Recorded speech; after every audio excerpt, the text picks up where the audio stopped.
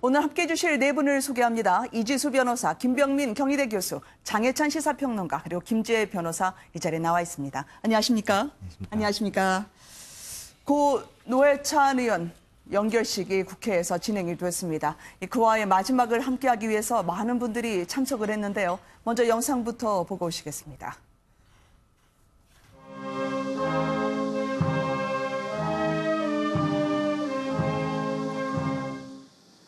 나의 동지, 사랑하는 동지, 영원한 동지, 생전에 드리지 못한 말을 전합니다. 노회찬이 있었기에 심상정이 있었습니다. 국민들과 함께 소탈하고 아름다운 정치인 노회찬을 영원히 기억할 것입니다.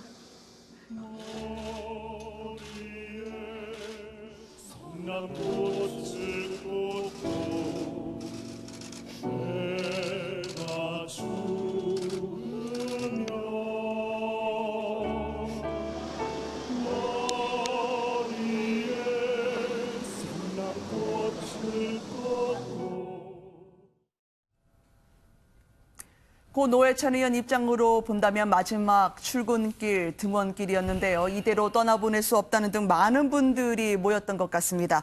이 삼선의 국회의원 노회찬을 위해서 국회가 울었다는 말까지 나오던데요. 변호사님 어떻게 보셨습니까? 네, 정말로 그 국회의원이, 현직 국회의원이 이렇게 사망에 이르는 일은 정말 역사상 굉장히 드문 일이라 할 것입니다. 그래서 마지막으로 정말로 이제 노회찬 전 의원 같은 경우에는 입법 활동에 굉장히 열심히 했던 그런 의원으로 알려져 있고, 또 최근에는 뭐 국회 특활비 관련해가지고 굉장히 개혁적인 입법을 줄줄이 냈던 것으로 알려졌는데, 그만큼 애착을 가졌던 그런 의정 활동을 상징하는 국회의원 회관을 좀 마지막으로 방문함으로써 그동안 이제 고인의 인생에서 이제 가장 열정을 쏟았던 어떻게 보면 이제 그런 장소를 마지막으로 한번 들른 것 같습니다. 근데 정말 국회가 울었다 이런 표현이 날 정도로 이제 많은 분들이 그 자리를 이제 함께 해서 함께 슬퍼하고 함께 위로하고 이제 이런 모습을 보였고, 어쨌든 사실은 국회의장으로 치를 계획이 없었지만 문희상 국회의장의 제안으로 해서 국회의장을 치르게 되었는데,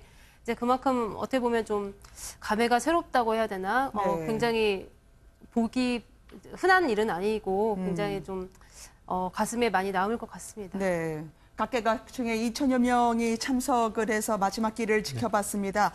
이 변호사님, 그 국회의원회관 사무실에서도 노제를 지내던데 원래 이렇게 하는 건가요? 그러니까 원래 이제 현역 국회의원이 아까도 말씀하셨다시피 이렇게 비명해 가는 일이 흔치 않기 때문에 과거에도 이런 일이 있었냐라고 말씀한다면 없었습니다. 아이고, 거의 없었습니다. 네. 근데 이제 현역이셨고 또 좋지 않은 일로 이제 생을 마감하셨기 때문에 이제 그 마지막 이제 자기의 의원회관에 있는 510호 평소 노회찬 의원님이 이제 쓰시던 그 방을 아무래도 이렇게 마지막 등원이라고 하는 의미를 가지고 이제 영정 사진을 들고 이제 도는 이런 사례가 좀 있었었는데요.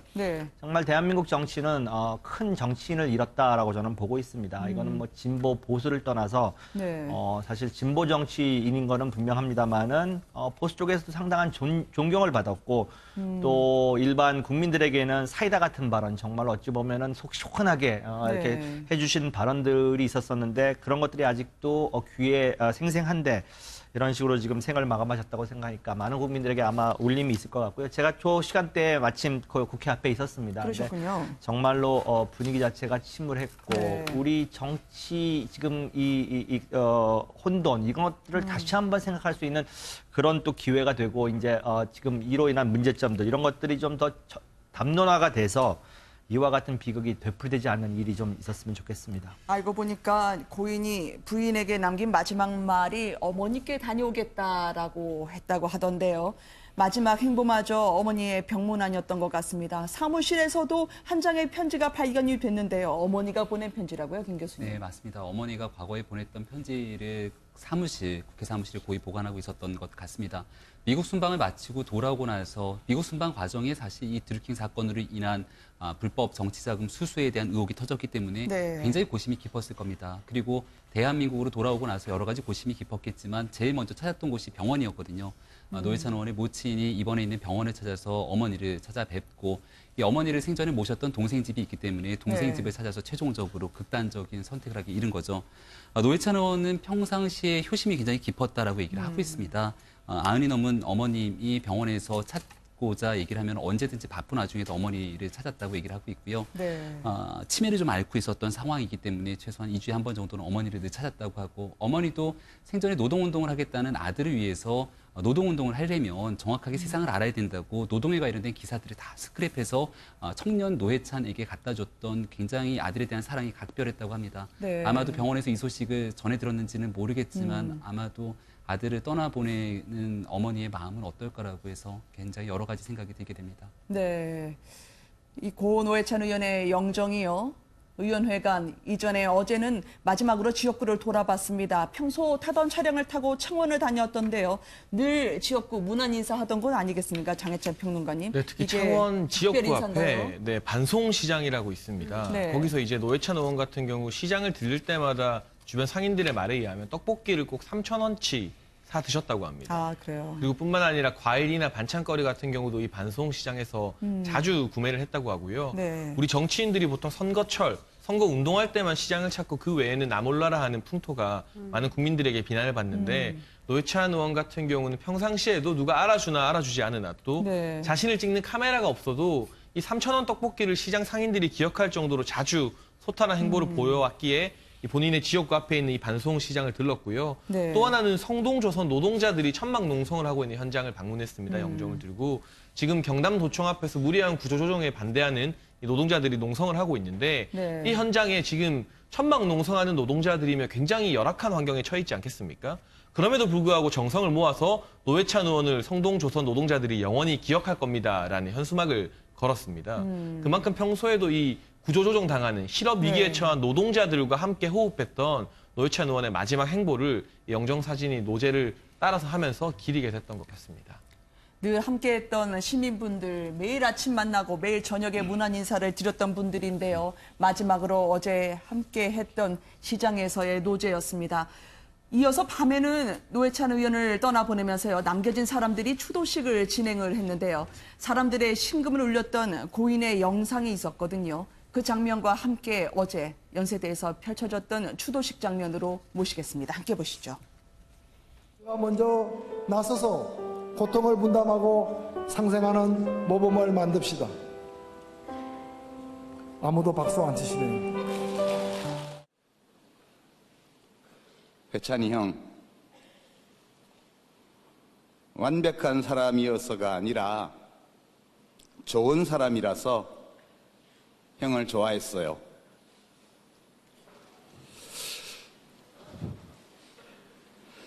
잘 가요, 회찬이 형. 형님, 저 주문이에요. 듣고 계시죠?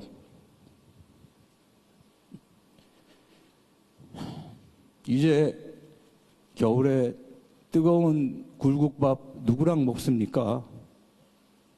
형님 그리워요.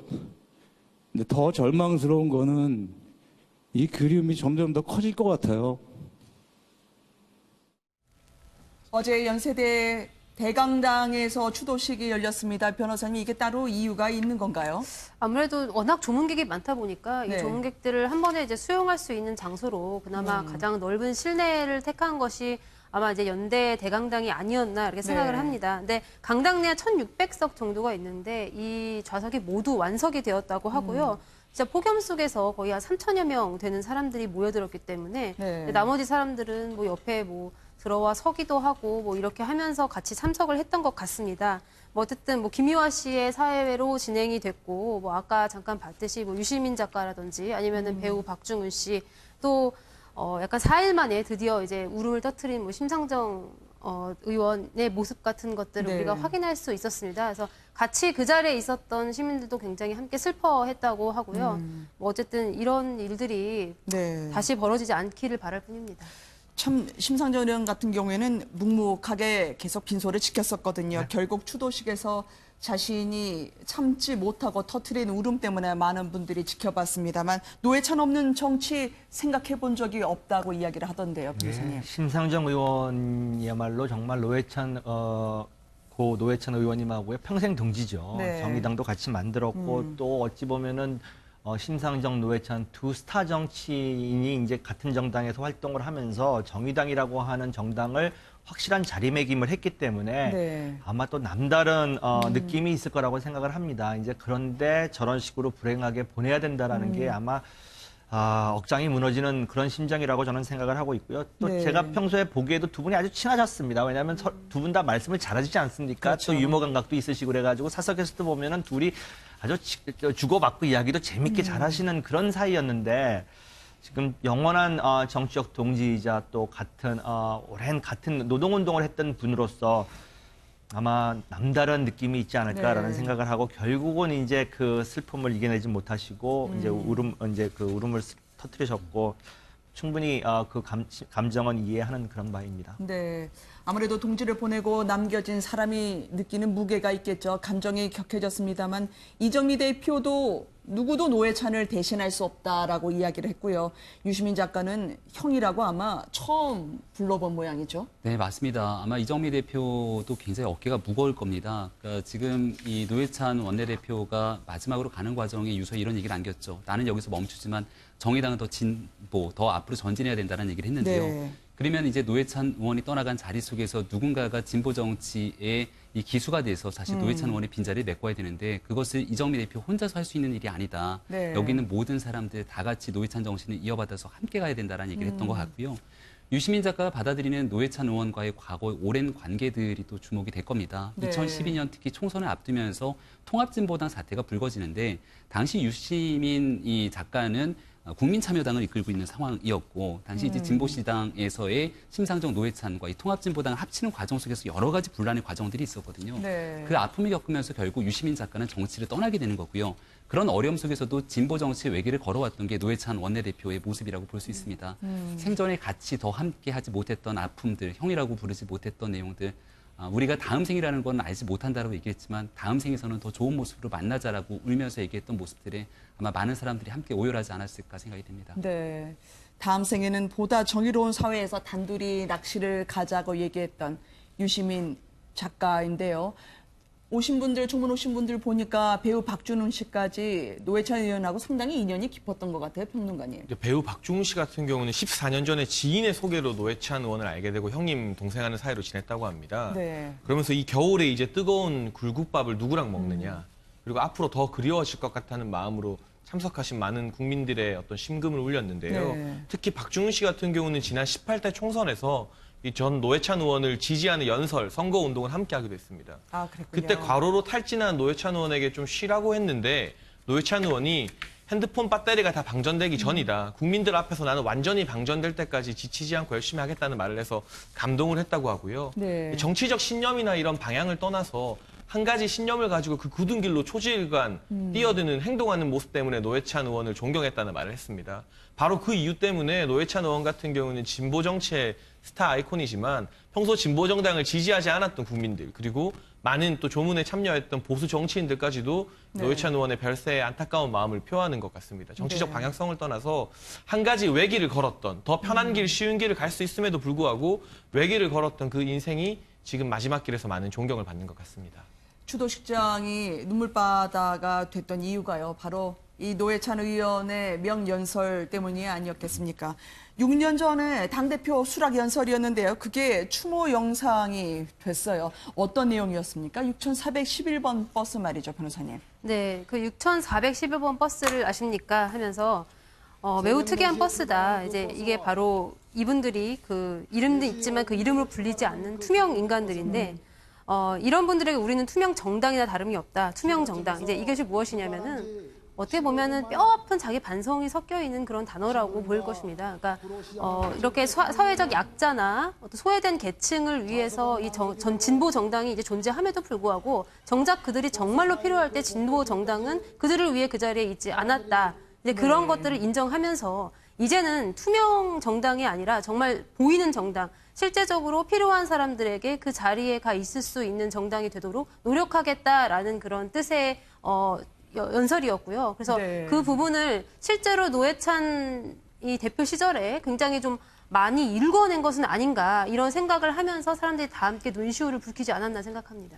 제가 이 부분에 대해서 조금만 네. 더 설명을 드리면요. 이 4시 반이면 새벽 4시 반이면 떠나는 이 많은 힘들게 일하시는 분들, 사회 꼴찌분들이라고 불리는 분들을 태웠던 버스죠. 가장 중요한 일을 한 분들인데 말이죠. 네, 이 6411번 버스는 4시에서 4시 5분이면 첫 차가 출발한다고 합니다. 네. 그리고 이게 구로구 가로수 공원에서 출발해서요. 강남까지 가는데 여기 타는 분들이 대부분 구로나 신도림 지역에 사시는 청소 아주머니들, 노동자들이라고 해요. 네. 이분들이 새벽같이 첫 차를 타서 강남 빌딩에 내려서 청소를 하면서 이 빌딩들을 정비하는데 워낙 노동자들만 타기 때문에 새로운 사람이 타는 일이 없고요. 네. 누가 탔는지 버스에 탔는지를 다 안다고 합니다. 그래서 누구 한 명만 안 타도 오늘은 누가 아파서 쉬는구나 버스 탄 사람들이 다 알 정도로 네. 그러나 우리 사회에서 이 대형 강남 빌딩의 직장인들은 주목을 하지만 이 새벽 첫 차를 타고 출근해서 청소하는 아주머니들은 아무도 돌아보지 않는다. 네. 이 진보 정당마저도 그러한 아주머니들의 삶과 함께하지 못했다는 통렬한 자기 반성이 바로 이 6411번 버스 연설의 내용이거든요. 네. 그래서 새벽 첫 차에 출근하는 사람들에게 더 다가가는 대중정당이 되어야 한다.